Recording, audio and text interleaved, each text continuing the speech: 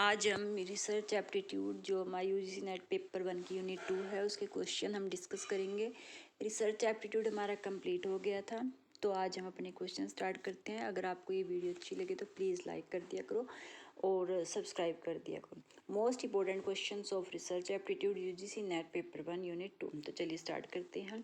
First question is which is the following is not the characteristics of research. दिसंबर 2004 में पूछा गया था कि इनमें से कौन सा करेक्टरिस्टिक्स नहीं है।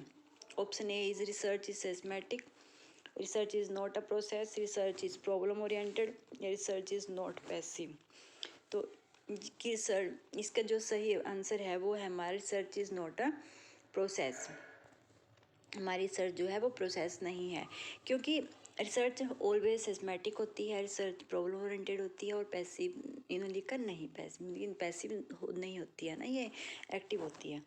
Second question is which is following statement is correct. ये भी दिसंबर 2004 में पूछा गया था कि इनमें से कौन सी करेक्ट है। Option A is discoveries are research, research lead to discovery, invention and research are related, none of above. इसमें से जो हमारा राइट आंसर है वो है हमारा रिसर्च लीड टू डिस्कवरी। देखो यूजीसी नेट में ऐसा क्वेश्चन ऐसे पूछता है, आपको देखने में लगेंगे बहुत ईजी, पर जब हम आंसर फाइंड करते हैं वो बहुत ही क्लोज होते हैं इसके ऑप्शन। सिलेबस वही होता है, हम जो पढ़ रहे हैं उन्हीं में से आता है, पर इतने क्लोज ये हमारे ये आंसर में पॉइंट होते हैं कि हम उनमें उलझ जाते हैं। जैसे डिस्कवरीज आर रिसर्च, इसमें है रिसर्च लीड टू डिस्कवरी, कि जो भी रिसर्च है हमारी वो लीड करती है डिस्कवरीज को भी। चलिए third question is one of the following is not a quality of research.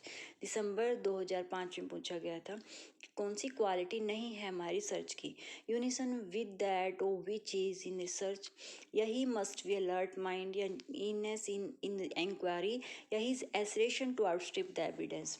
तो जो हमारे इसमें से राइट आंसर था वो था कि his assertion is to outstrip the evidence. देखो इसमें यह यूनिशन की, जब हम unison with that of which is in search, जब भी हम कोई चीज़ सर्च करें कर रहे हैं तो उसमें सामंजस्य स्थापित तो करते हैं ना, सहयोगपूर्ण जो होता है।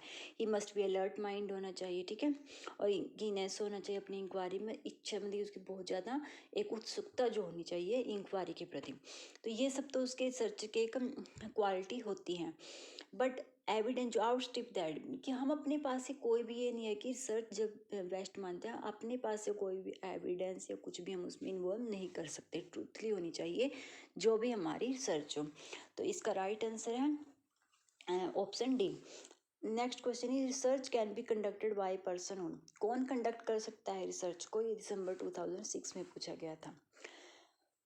आंसर ये है studied in research methodology, hold से post graduate degree, possessive thinking या reasoning ability is a hard worker. देखो अभी इसके पॉइंट देखो आप कितने क्लोज हैं, क्योंकि हमें लगता है कि हम उसकी रिसर्च जो रिसर्च मैथोलॉजी में स्टडी भी होनी चाहिए, पोस्ट ग्रेजुएट डिग्री भी होनी चाहिए, थिंकिंग रीजनिंग एबिलिटी भी जरूरी है और हार्ड वर्कर भी होना चाहिए।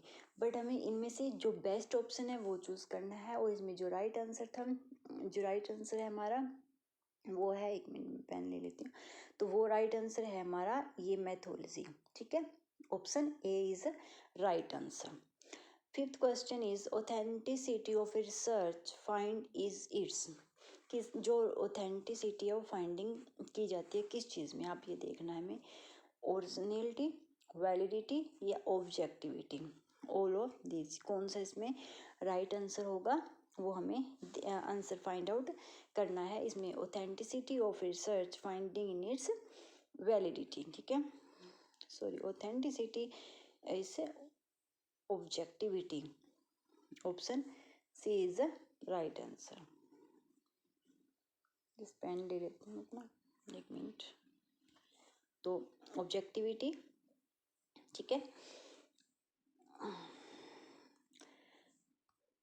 द रिसर्च इज ऑलवेज, कैसी होनी चाहिए रिसर्च हमेशा, ये दिसंबर 2008 में पूछा गया था। Verifying the old knowledge, explore करते हैं न्यू नॉलेज को, feeling the gap between knowledge, all of this. तो इसका राइट आंसर है ऑप्शन डी, यानी कि ऑल ऑफ दिस, की वेरीफाई करता है ओल्ड नॉलेज को, क्योंकि जब भी हम कोई रिसर्च करते हैं हम अपनी ओल्ड नॉलेज को वेरीफाई करते हैं, उनसे पुराने जो तथ्य जुड़े होते हैं उन सब को हम लेकर चलते हैं, न्यू नॉलेज को एक्सप्लोर होती है, इसमें जो भी नॉलेज के बीच में बिटवीन है, जो उनके बीच में रह रहा है ट्रूथ, हम सबको ढूंढ के फाइंड आउट करके उनको फिल करते हैं, तब हमारी रिसर्च कंप्लीट होती है। Seventh question is action research is दिसंबर 2009। ये क्वेश्चन इतना इंपॉर्टेंट है, मोस्टली एक्शन रिसर्च से क्वेश्चन बनता ही बनता है। किसी भी ईयर का आप पेपर उठा के देख लो। Option A is an applied research, या a research carried out solve immediate problem, a longitudinal research, simulative research. तो कौन सी है? वैसे इसमें ऑप्शन आपको क्लियर नजर आ ही रहा होगा, तो इमीडिएट प्रॉब्लम। तो एक बात याद रखना है, जहाँ जो भी इमीडिएट प्रॉब्लम के हमारी रिसर्च जुड़ी होती है वो हमारी एक्शन रिसर्च होती है, ठीक है। और question 8 is manipulation is always a part of. Question 8 दिसंबर 2009 में पूछा गया था, तो कि जो मैनिपुलेशन है किसका पार्ट होता है हमेशा? Historical research, fundamental research, descriptive research, experimental research. अगर आपने लास्ट वीडियो जो हमारी इसकी सिलेबस की चली थी वो देखी होंगी तो आप इजीली इसका आंसर फाइंड कर सकते हो। इसका आंसर है ऑप्शन डी, एक्सपेरिमेंटल रिसर्च। क्योंकि जो भी मैनिपुलेशन में, क्योंकि इसमें क्या होता है, इंडिपेंडेंट वेरिएबल ये सब होते हैं ना, वेरिएबल्स होते हैं, तो जो भी मैनिपुलेशन होता है वो होता है एक्सपेरिमेंटल रिसर्च में। 9th क्वेश्चन इज जून 2010 में आया था, तो इसमें है रिसर्च क्या है? सर्चिंग अगेन एंड अगेन, देखो ये भी इसका आंसर सही लग रहा है ना। Finding solution to any problem, ये भी सही लग रहा है। Working in a scientific way to search for truth of any problem, ये सही लग रहा है। None of above. तो देखो कितने क्लोज हमारे ये अब हमारे पास ऑप्शन है, तो इसलिए इसमें थोड़ा मुश्किल हो जाता है हमें सर्च करना, कुछ भी चीज़ को आंसर फाइंड करना किसी भी क्वेश्चन का। बट यहाँ पर जो आंसर है वो है option C, working in a scientific way to search for truth of any problem. तो इसमें क्या हो गया, एक सर्च भी आ गया हमारा कि हम एक सर्च करते हैं किसी भी चीज़ और ट्रूथ, किसी भी प्रॉब्लम का ट्रूथ जानने के लिए, ठीक है। तो इसका आंसर है option C. 10th question is the depth of any research can be judged by. ये जून 2006 में पूछा गया था कि किसी भी रिसर्च की जो डेप्थ है वो किससे जज की जाती है? Title of the research, objective of the research, total expenditure of the research, या ड्यूरेशन ऑफ द रिसर्च, कि ये किस चीज़ पे हमारा डिपेंड। तो ये जो हमारे किसी भी जो रिसर्च की जो डेप्थ है, जो जज किया जाता है तो वो होता है, तो इसमें जो हमारा राइट आंसर है ऑब्जेक्टिव ऑफ रिसर्च, कि किसी भी रिसर्च के उद्देश्य क्या है, किस चीज़ पे हम रिसर्च कर रहे हैं, क्या उद्देश्य है, कि किस टॉपिक पे है, तो ये सब हमारी रिसर्च की डेप्थ होती है।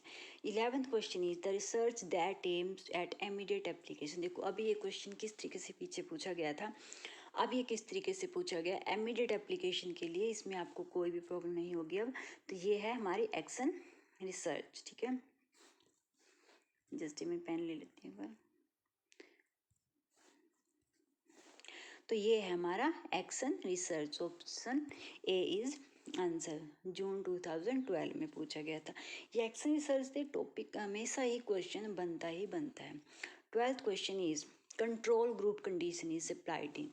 जो कंट्रोल ग्रुप कंडीशन है वो किस में अप्लाई होती है, ये दिसंबर 2011 में पूछा गया। सर्वे research, historical research, experimental research, descriptive research.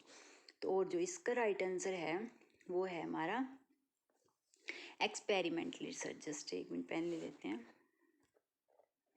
तो ये है हमारा experimental research.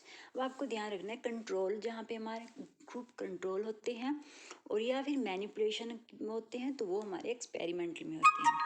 13 question is the research which is exploring new fact through the study of past.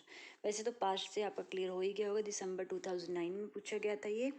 तो ये जो था हमारा, ये है हमारा हिस्टोरिकल रिसर्च। फिलोसफिकल रिसर्च, इसमें ऑप्शन थे historical research, mythological research, content, क्योंकि जो पास्ट स्टडी है वो है हमारी historical research. Question 14 is the main characteristics of research is. जो हमारे साइंटिफिक रिसर्च का जो मेन कैरेक्टरिस्टिक है वो क्या है? दिसंबर 2007 में पूछा गया था, एम्पिरिकल, थ्योरेटिकल या एक्सपेरिमेंट या ऑल ऑफ दीज। तो हमारा जो इसमें आंसर है वो है हमारा ऑल ऑफ दीज, क्योंकि जो साइंटिफिक रिसर्च होगी वो एम्पिरिकल भी होगी, थ्योरी भी उसमें आपको पता है बनती है। एम्पिरिकल है जब भी हम कोई भी रिजल्ट होता है जो भी हमारे पास आता है हम उसको रिजेक्ट करते हैं, एक्सेप्ट करते हैं, वो सब आता है। थ्योरेटिकल है क्योंकि हर जब भी रिसर्च करते हैं कुछ ना कुछ थ्योरी उसमें हमारी बनती है। अगर थ्योरी थ्योरेटिकल होती है, एक्सपेरिमेंटल तो होते हैं, ठीक है। और 15 question is how can be objectivity of the research be enhanced. जून 2009 में पूछा गया था कि कैसे इन्हांस करते हैं किसी भी ऑब्जेक्टिविटी को, थ्रो इट्स इम्पार्टिलिटी या ये इम्पार्शलिटी, या थ्रो इट्स रिलायबिलिटी, या through its validity, all of this. तो ये किससे हमारी अभी देख पीछे क्वेश्चन आया था अलग तरीके से और यहाँ पे आ गया वही। तो ऑब्जेक्टिविटी जो होती है वो सॉरी जस्ट इसका पेन ले लेते हैं। तो ये है हमारा थ्रो इट्स वैलिडिटी, ठीक है। वैलिडिटी और ऑब्जेक्टिविटी आपस में कनेक्ट है, ठीक है। तो ये थे हमारे आज के क्वेश्चन।